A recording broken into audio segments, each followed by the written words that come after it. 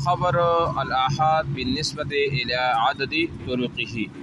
اب جو بحث ہے نا، اس میں ہم کیا پڑھیں گے؟ اس میں ہم پڑھیں گے کہ خبر آحاد تعدد روات کے اعتبار سے کتنی قسم پر ہے؟ 3 قسم پر ہے۔ کتنی قسم پر؟ 3 قسم پر ہے، ٹھیک ہے۔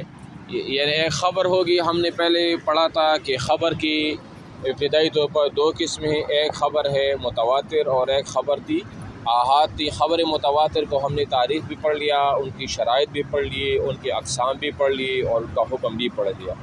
اب ہم آ جاتے خبر الآحاد کی طرف ہو، تو خبر آحاد کی ابتدائی تقسیم جو ہے نا، وہ ان کے تعدد روات کے اعتبار سے ہے کہ خبر واحد کی قسم تو ہوگی، لیکن ہر حدیث جس کی قسم ہے اس میں راویوں کی تعداد کتنی ہونی چاہیے اور کتنی ہوگی۔ تو یہ 3 قسم ہے۔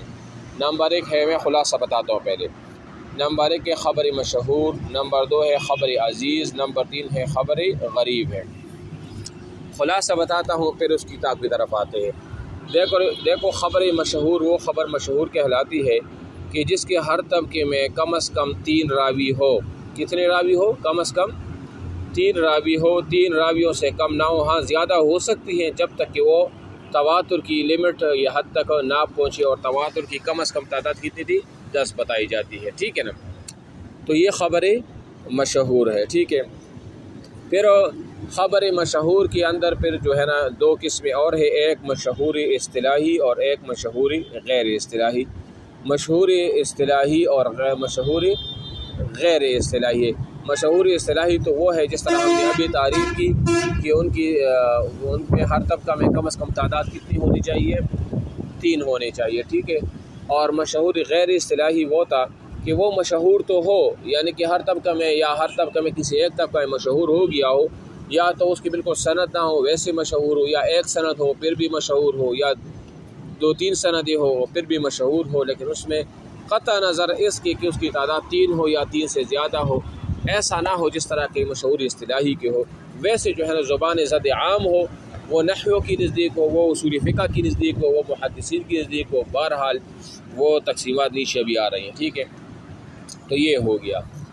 اچھا، اس کے ساتھ خبر مشہور کے ساتھ ایک اور تقسیم ہے خبر مشہور اور ایک خبر مستفیض۔ خبر مشہور تو جیسے عام ہم نے تعریف کی، خبر مشہور وہ ہوتی ہے کہ اس میں ہر طبقہ میں روات کی تعداد کیا ہو؟ وہ برابر یعنی کہ نہ ہو، 3 ہو یا کہیں پر 4 بھی ہو سکتے، کہیں پر 5 بھی ہو سکتی، اس طرح ہے۔ لیکن خبر مستفیض جو ہے نا بعض کی نزدیک وہ ہوتی ہے کہ اس میں راویوں کی تعداد ہر طبقہ میں جب ہو وہ برابر ہو، یعنی جدھر ایک طبقہ میں 4 ہو تو دوسری میں بھی 4، تیسری میں بھی 4، جدھر 3 ہو دوسری میں بھی 3، چوتھی میں بھی 3، پانچویں میں بھی 3۔ یہ خبر مستفید ہو گیا۔ اور بعض کی نزدیک مستفید اور اس طرح مشہور جو ہے نا وہ ایک ہی ہے، سمجھ آ رہی ہے۔ اس کے بعد ہے خبر عزیز ہے۔ خبر عزیز اس کو کہا جاتا ہے، ایک منٹ،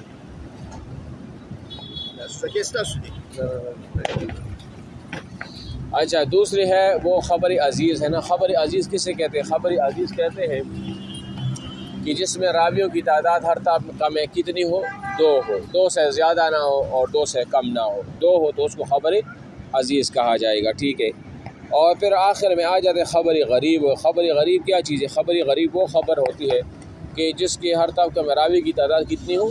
1 ہو۔ کتنی تعداد ہو؟ 1 ہو۔ پھر اس کی 2 قسم ہیں، اور ایک ہے خبر غریب مطلق اور دوسرا ہے غریب نسبی، اور اس کا ایک دوسرا نام بھی ہے، ایک ہے فرد مطلق اور ایک ہے فرد نسبی۔ غریب مطلق یا فرد مطلق اس کو کہا جاتا ہے کہ اس میں جو راوی اکیلا ہوتا ہے ابتدائی سند میں ہو، یعنی کوئی صحابی اس میں کیا ہو؟ وہ اکیلا ہو، تو یہ فرد مطلق اور اس کو غریب مطلق کہا جاتا ہے، ٹھیک ہے۔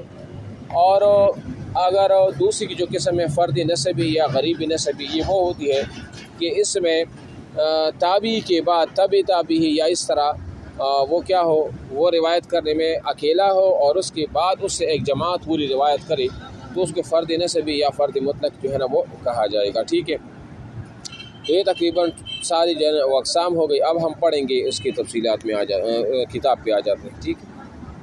اچھا جی، تو یہ دیکھیں کہ خبر واحد جو ہے نا یہ 3 اقسام پہ ہے، مشہور ہے، عزیز ہے، غریب ہے۔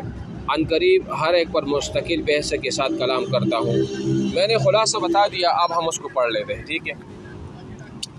اب آپ دیکھیں خبر مشہور کی تعریف، آپ دیکھیں خبر مشہور و اسم مفعول ہے جیسے شہرت الامر سے مشتق ہے، جس کا معنی ہے کہ میں نے شہرت الامر کہ میں نے اس کا اعلان کیا اور اسے ظاہر کیا، اس کا نام مشہور رکھا گیا ہے اس کے ظاہر ہونے کی وجہ سے، کیونکہ یہ تقریباً ہر طبقہ میں تعداد زیادہ ہوتی ہے، 3 یا 3 سے زیادہ، جب تک مشہور کو نہ پہنچے تو اس لیے اس کو مشہور کہا جاتا ہے۔ اصطلاحی تعریف وہ ہے، مشہور وہ حدیث ہے جن کو 3 یا زیادہ راوی نقل کرے ہر طبقہ میں، مگر وہ تواتر کی حد تک نہ پہنچے، یہ میں نے بتا دیا۔ اس کی مثال یہ ہے، یہ مثالیں آپ لوگوں نے یاد کرنی ہے، ٹھیک ہے نا۔ یہ صحیح لذاتی ہی کی، صحیح لغیرہ ہی، حسن لذاتی ہی، حسن لغیرہ ہی، مشہور، عزیز، غریب، ان ساروں کی تعریفات آپ نے زبانی رٹا لگا کے جو ہے نا حفظ کرنا ہے، یاد کرنا ہے۔ اگر اسے وہاں آپ سے پوچھا جائے اور آپ جواب دے دیں تو یہ بہتر ہوگا، ٹھیک ہے۔ مثال اس کی یہ ہے، حدیث ہے ان اللہ لا يقبض العلم انتزاعا ينتزعه من العباد ولكن يقبض العلم بقبض العلماء حتى اذا لم يبق عالما اتخذ الناس رؤوسا جهالا فسئلوا فافتوا بغیر علم فضلوا واضلوا۔ یہ ایک حدیث ہے، حدیث، اور یہ حدیث کیا ہے؟ یہ حدیث مشہور ہے، اور اس کا ترجمہ بھی ہے کہ بے شک اللہ تعالیٰ علم کو کھینچ کر قبض نہیں کریں گے کہ اس کو علماء کی سینے سے کھینچ لیں گے، لیکن وہ علم کو قبض کریں گے کہ علماء کو قبض کرنے کے ساتھ حتیٰ کہ جب کوئی عالم باقی نہیں رہے گا تو لوگ جاہلوں کو سردار بنا لیں گے، ان سے پوچھا جائے گا، وہ بغیر علم کے فتویٰ دیں گے، خود بھی گمراہ ہیں اور دوسروں کو بھی۔ کیا مطلب ہے؟ یعنی قیامت کی علامات میں سے ایک علامت ہے نا کہ اللہ تعالیٰ علماء کو اٹھائیں گے۔ کس کو اٹھائیں گے؟ علماء کو اٹھا لیں گے۔ تو اللہ تعالیٰ علم کو قبض کرے گا، علم کو اٹھا لے گا، تو علم کو ایسے تو نہیں اٹھایا جا سکتا نا، جب کہ وہ علماء شہید ہوتے جائیں گے، علماء کو اٹھایا جائے گا، تو پھر لوگ جاہل لوگوں سے فتویٰ بھی طلب کریں گے، وہ خود بھی گمراہ ہیں گے اور دوسروں کو بھی گمراہ کریں گے۔ جیسے آج کل میں فتنہ غامدی ہے، یا انجینئر محمد علی مرزا کی یہ فتنہ ہے، اور اس طرح اور بھی بڑے فتنے ہیں، جو بڑے بڑے علماء ہوتے وہ شہید ہوتے جاتے ہیں، اور لوگ خود کو جو مفتی کہتے ہیں، اور ویسے عالم کے حالانکہ وہ عالم نہیں ہوتے۔ جس طرح یہ موٹیویشنل اسپیکر جو ہوتے ہیں نا، ساحر ادیم ہو گیا وغیرہ وغیرہ، بات سمجھ آ رہی ہے نا۔